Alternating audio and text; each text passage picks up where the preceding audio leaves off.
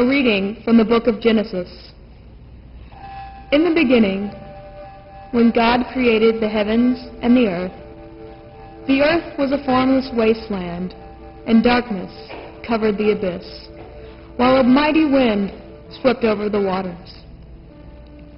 Then God said, "Let there be light," and there was light. God saw how good the light was. God then separated the light from the darkness. God called the light day, and the darkness he called night.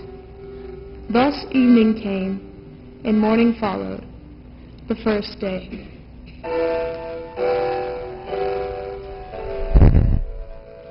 Then God said, "Let there be a dome in the middle of the waters, to separate one body of water from the other." And so it happened. God made the dome, and it separated the water above the dome from the water below it. God called the dome the sky. Evening came and morning followed, the second day.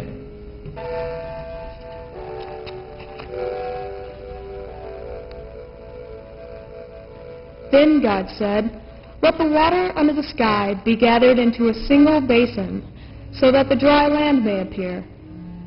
And so it happened. The water under the sky was gathered into its basin, and the dry land appeared.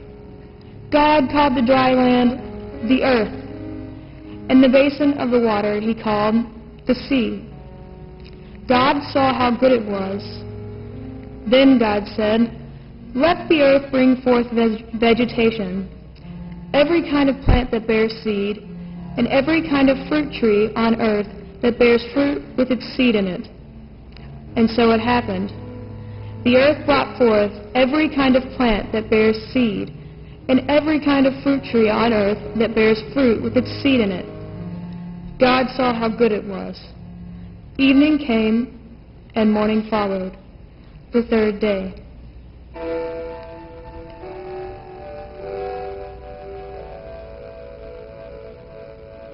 Then God said, "Let there be lights in the dome of the sky, to separate day from night. Let them mark the fixed times, the days and the years, and serve as luminaries in the dome of the sky, to shed light upon the earth." And so it happened. God made the two great lights, the greater one to govern the day, and the lesser one to govern the night. And he made the stars. God set them in the dome of the sky to shed light upon the earth, to govern the day and the night, and to separate the light from the darkness.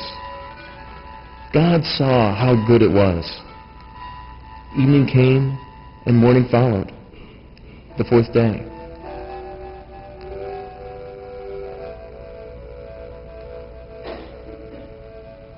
Then God said, "Let the water teem with an abundance of living creatures, and on the earth let birds fly beneath the dome of the sky." And so it happened.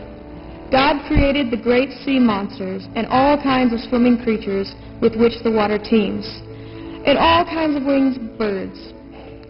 God saw how good it was, and God blessed them, saying, "Be fertile, multiply, and fill the water of the seas, and let the birds multiply on the earth." Evening came, and morning followed, the fifth day.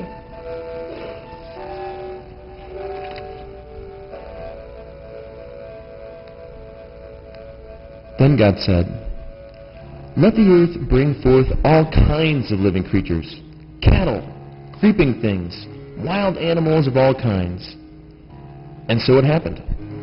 God made all kinds of wild animals, all kinds of cattle, all kinds of creeping things of the earth. God saw how good it was.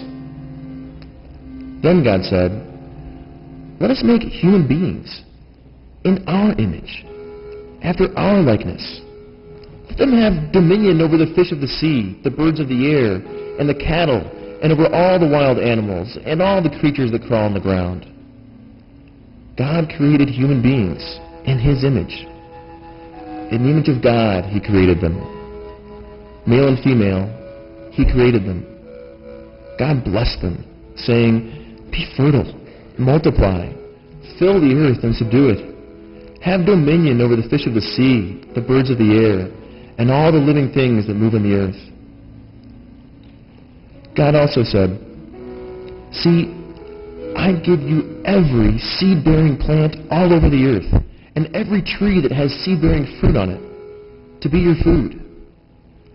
And to all the animals of the land, all the birds of the air, and all the living creatures that crawl on the ground, I give all the green plants for food."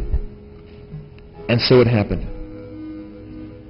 God looked at everything He had made, and He found it very good. Evening came, and morning followed, the sixth day.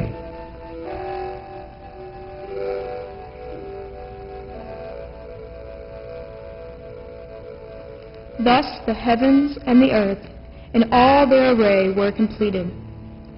Since on the seventh day God was finished with the work He had been doing, He rested on the seventh day from all the work He had undertaken. The word of the Lord.